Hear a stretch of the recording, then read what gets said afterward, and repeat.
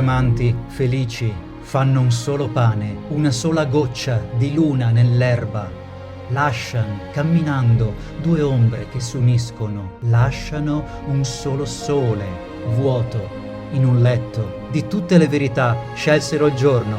Non s'uccisero con fili, ma con un aroma, e non spezzarono la pace, né le parole. È la felicità, una torre trasparente, l'aria, il vino, vanno quei due amanti, gli regala la notte i suoi petali felici, hanno diritto a tutti i garofani.